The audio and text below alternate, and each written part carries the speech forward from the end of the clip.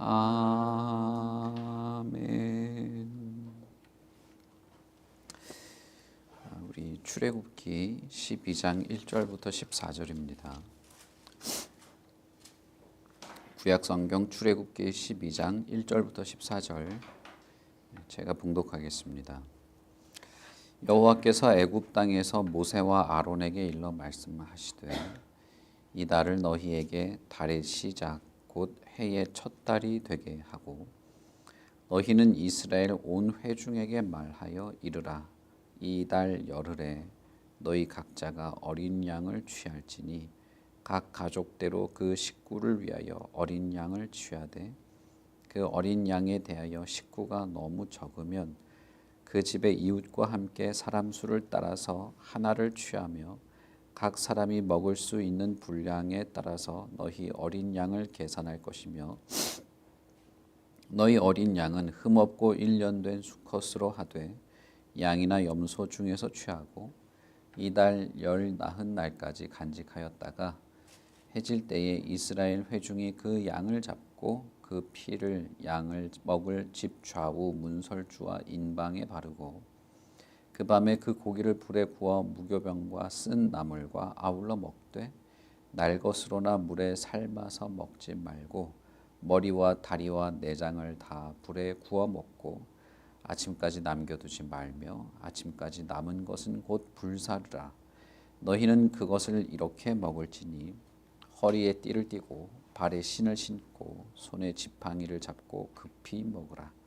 이것이 여호와의 유월절이니라. 내가 그 밤에 애굽 땅에 두루 다니며 사람이나 짐승을 막론하고 애굽 땅에 있는 모든 처음 난 것을 다 치고 애굽의 모든 신을 내가 심판하리라. 나는 여호와라. 내가 애굽 땅을 칠 때에 그 피가 너희가 사는 집에 있어서 너희를 위하여 표적이 될지라. 내가 피를 볼 때에 너희를 넘어가리니 재앙이 너희에게 내려 멸하지 아니하리라. 너희는 이 날을 기념하여 여호와의 절기를 삼아 영원한 규례로 대대로 지킬지니라. 아멘.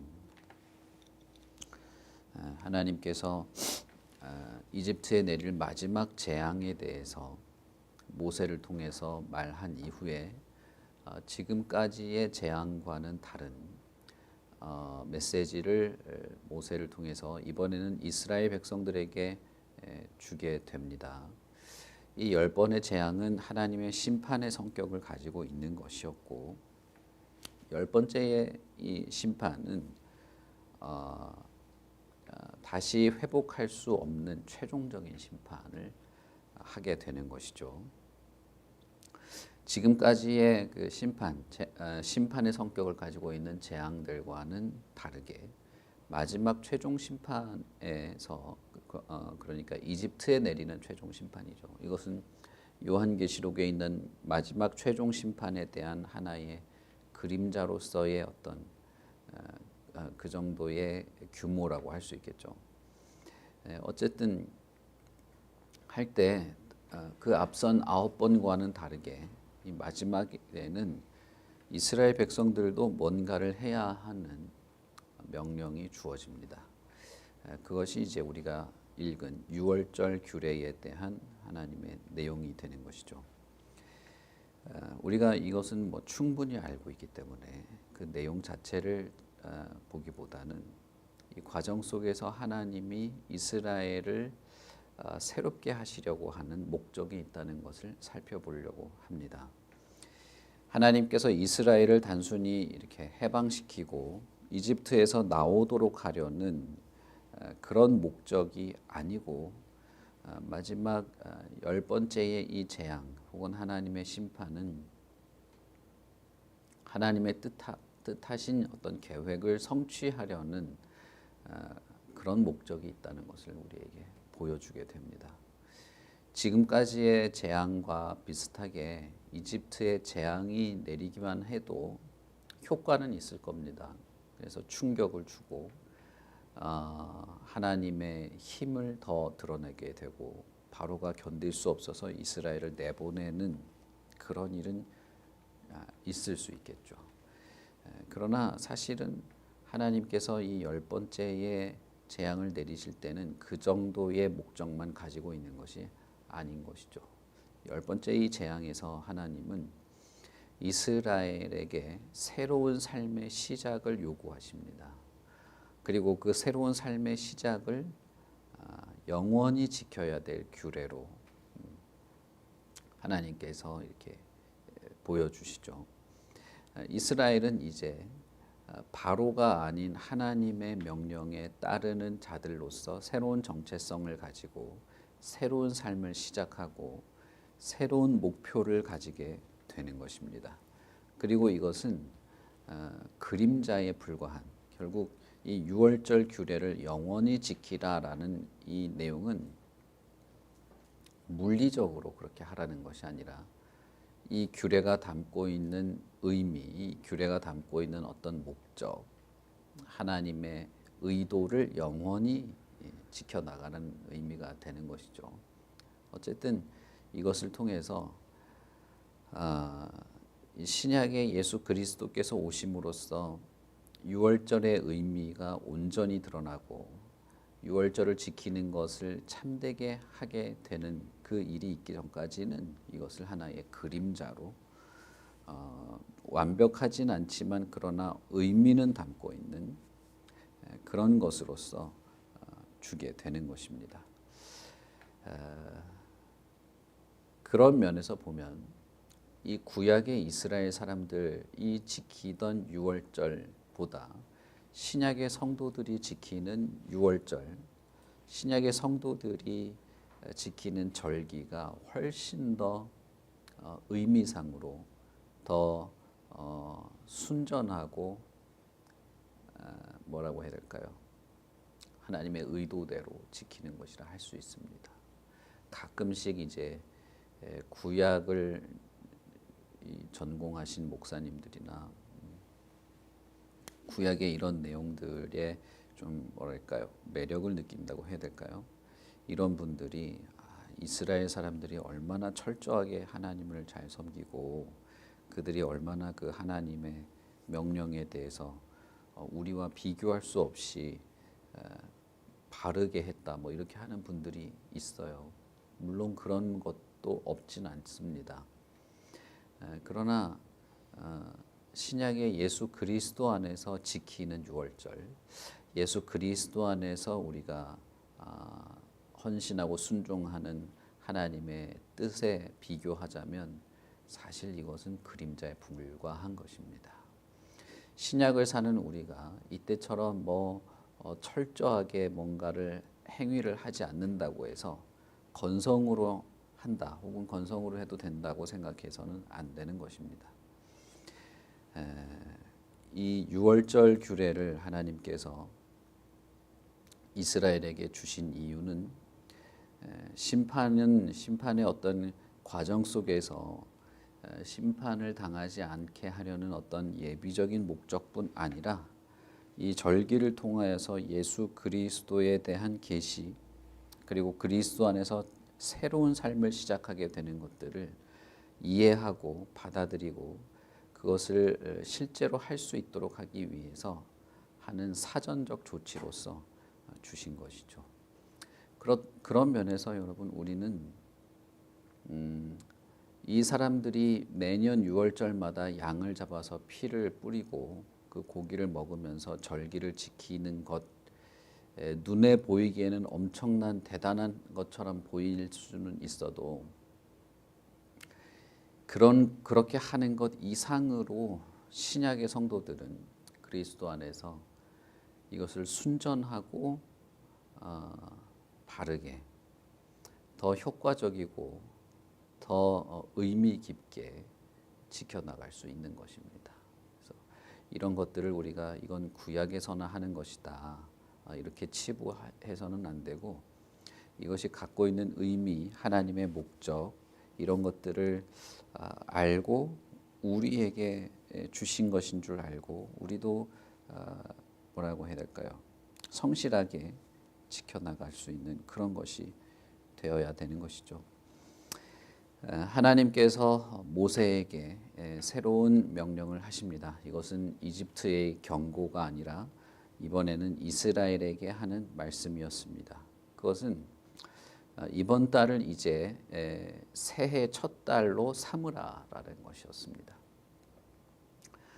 이집트는 이제 태양신을 섬기는 것이었기 때문에 그런 자신들이 믿는 신과 관련된 날짜를 가지고 있죠. 그래서 이 고대 사회로 가면 갈수록 더욱 그런 것인데 날짜를 세고 달이 지나고 어떤 절기를 만드는 것들이 다 자기들의 신앙과 관련이 있는 것입니다. 우리나라도 뭐 그런 것들이 있죠. 다 이렇게 무슨 절기나 이런 것이 다 토속 신앙과 결부된 것들이 있기 마련이죠. 하나님께서는 이집트가 가지고 있는 세계관, 이집트가 가지고 있는 시간과 어떤 이 세계의 흐름, 그런 것을 벗어나서 6월절을 처음 제정할 그 달이 너희들에게는 새해의 첫날이 된다라고 말한 것입니다. 다시 말하면 이스라엘은 새로운 출발을 하게 되는 것입니다. 우리는 1월 달이 새해의 첫 달이지만 이집트도 태양신과 관련된 그 해가 보통 12월이나 1월 정도가 이제 새해 첫 달이 되게 되지만 이스라엘은 아닌 겁니다. 어린 양의 피로써 생명을 보존하게 된, 생명을 구원하게 된 바로 그 날, 6월절이 처음 시작되는 바로 그 달이 새해의 첫 달이고, 그들은 그 새해의 첫 달로부터 무엇이든 이제 지켜나가고 시작하게 되는 새로운 민족이 되는 것이죠. 새로운 출발을 하게 되는 것입니다. 그러면서 그 새해 첫 달에 6월절을 지킬 때 해야 하는 해야 하는 일들을 이제 말씀을 하시게 됩니다. 흠없고 순전한 어린 양을 잡고 피를 바르고 그 고기를 구워 먹되 남김없이 불태워서 먹게 하는 그런 것을 하게 됩니다. 그리고 먹을 때는 허리에 띠를 띠고 신발을 신고 곧 나가야 될 사람처럼 하고 먹게 하는데 이것이 여호와의 유월절이다라고 말씀하십니다. 유월절이라는 말의 의미 자체는 넘어간다는 뜻이지만, 그러나 유월절이 담고 있는 이스라엘이 이렇게 하게 되는 것은 그 유월절에 양을 잡고 양의 피를 바르고 양이 불에 태워져서 완전히 하나도 남김없이 다 희생되게 되는 것들을 하게 하는 것입니다. 그리고 하나님은 추가적으로 바로 그날 밤에 내가 애굽 땅을 다니며 모든 처음 난 것을 다 칠 것이다 라고 하는 것이죠. 이스라엘은 어린 양이 대신 죽었기 때문에 처음 난 것을 치는 하나님의 심판으로부터 벗어나게 됩니다. 이것은 우리가 잘 알듯이 예수 그리스도의 십자가의 죽음, 그리고 그로 말미암아 우리에게 베풀어진 구원을 상징적으로 보여주는 것이었습니다. 그리고 이스라엘은 이것을 대대로 지킬, 기념하는 날이 되는 것이죠. 이것이 그들에게 있어서 새로운 인생의 첫 달이 되는 것입니다. 그렇다면 여러분, 하나님께서 이렇게 이스라엘을 구원해 내실 때 이것을 기념으로 삼고 매년 지키면서 우리들이 어떻게 구원을 받았냐, 우리들이 어떻게 이집트의 속박으로부터 풀려났는가, 그리고 우리는 이집트에 내린 그 학살로부터 어떻게 생명을 보존하게 되었는가를 잊지 않고 항상 그것을 기념하고 살으라는 의미가 되는 것이죠. 새해가 시작되는 첫 그 달에 6월절도 같이 있는 것이죠. 그럼으로써 이스라엘은 자신의 삶의 새로운 출발, 우리들의 이 새로운 출발이 하나님의 어마어마한 심판 앞에서 어린 양의 피로 말미암아 우리는 심판이 아니라 구원을 얻은 것으로 자신들의 한 해가 시작되는 것을 기념하도록 한 것입니다.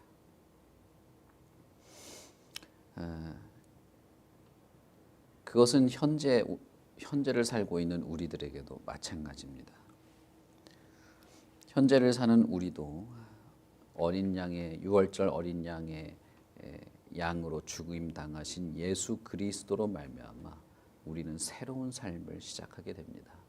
우리는 새로운 날이 시작된 것이고 우리에게 있어서 1월이 새해의 첫 달이 아니라 예수 그리스도로부터 말미암아 우리에게 베풀어진 용서, 그로부터 말미암아 우리에게 베풀어진 구원, 우리에게 베풀어진 거듭남, 우리에게 베풀어진 새로운 삶의 출발이 예수 그리스도로부터 시작되었다는 것입니다. 구약의 이 성도들은 7월 달이 새해의 첫 달이었습니다. 그들에게는 정말 물리적인 날이 첫 달 삼는 그런 것이었죠. 그러나 신약의 그리스도를 믿는 모든 성도들은 그런 물리적인 날이 아니라 예수 그리스도를 믿고 거듭나고 인격이 새로워지고 주님을 만나서 참된 믿음으로 새로운 삶을 시작하게 된 것이 그것이 새로운 삶의 시작인 것입니다. 새로운 인생의 시작이고 새로운 삶의 기준과 가치, 새로운 인격 그리고 새로운 인생의 출발이 되는 것입니다. 하나님은 이것을 잊지 않도록 말씀하십니다. 어디를 가던 무엇을 하던 어디에 정착을 하고 어디에서 살던 이것은 영원히 지켜야 될 규례라고 말합니다. 가나안에서 이스라엘이 유월절을 지키고 초막절을 지키고 할 필요가 있었을까요? 그 절기를 굳이 지켜야 될 필요가 있었을까요?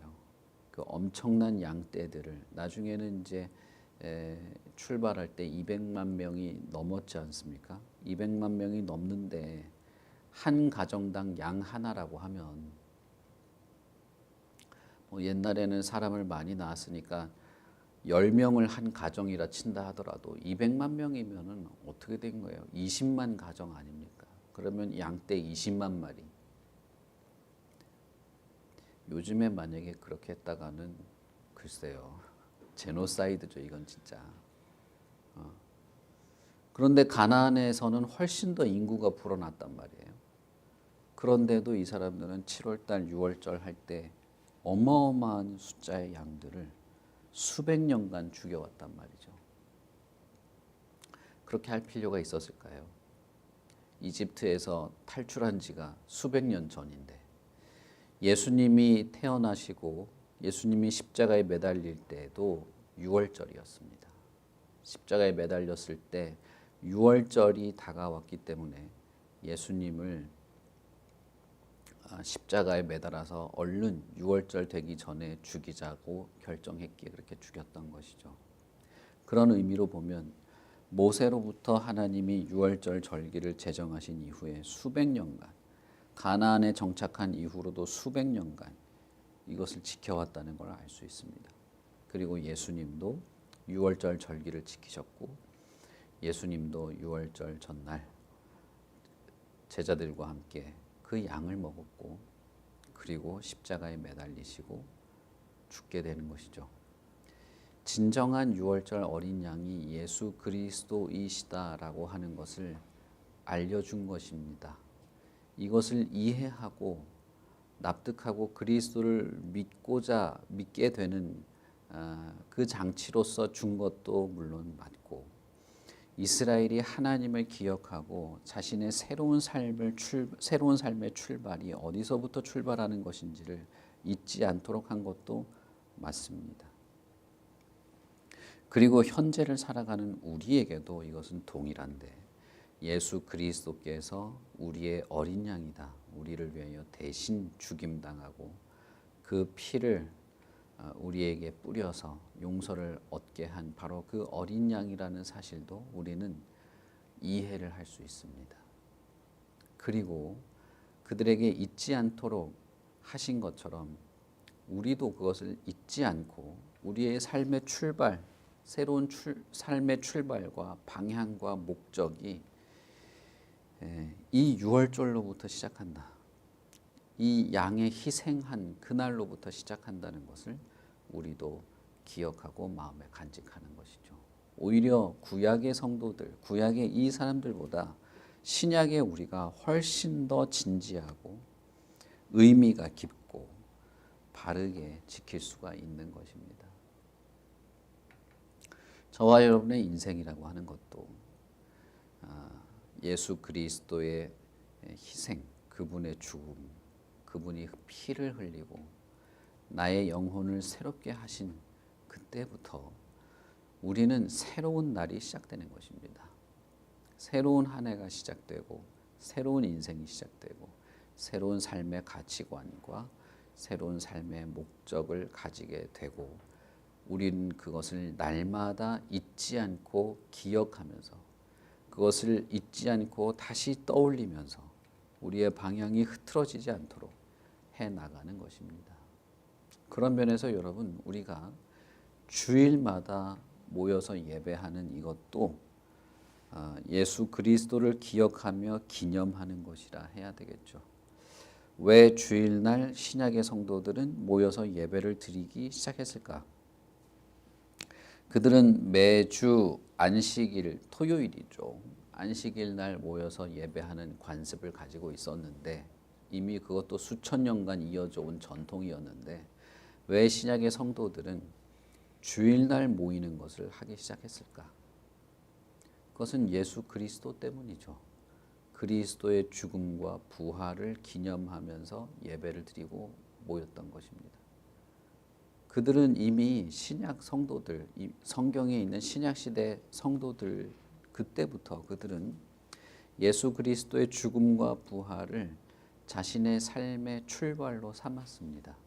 그래서 안식일, 주일은 마지막 날이 아니고 첫날이 되는 겁니다. 달력에 보면 항상 일요일이 맨 앞에 있잖아요. 근데 요즘에는 이제 조금씩 바뀌어서 일요일을 맨 마지막에 놓는 것들이 점점 많아지더라고요. 어디에 위치해 있느냐 이런 거는 뭐 달력에 뭐가 있느냐 사실 중요하지 않고 중요한 것은 우리들이죠. 일주일의 첫날, 우리의 삶의 첫날은 그리스도로부터 시작되고 우리의 인생의 새로운 출발도 그리스도로부터이고 우리의 진정한 의미, 우리 인생의 진정한 의미도 그리스도로부터 하나님의 구원으로부터 하나님이 우리를 향하여 베풀어 주신 이 어린 양의 피 뿌림으로부터 시작되는 것입니다. 이것을 우리는 기억해야 되는 것이죠.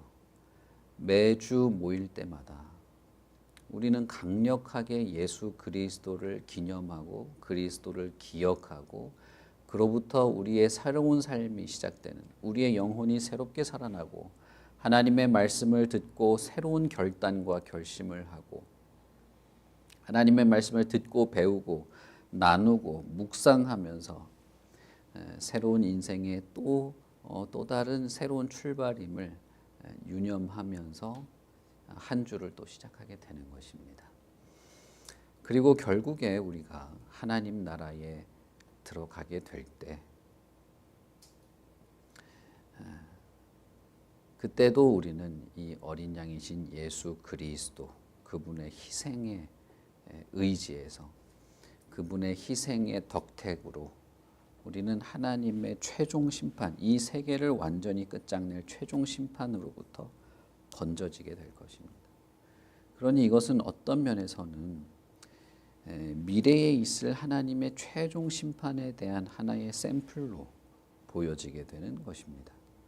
그리고 우리는 그 샘플을 보면서 지금도 하나님의 그 심판이 있을 것이다.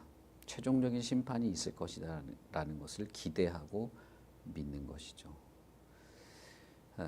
여러분, 우리도 어떤 면에서는 오늘 밤 하나님이 이 땅 가운데 오시고 이 세상을 전멸시킬 것을 두렵고 떨림으로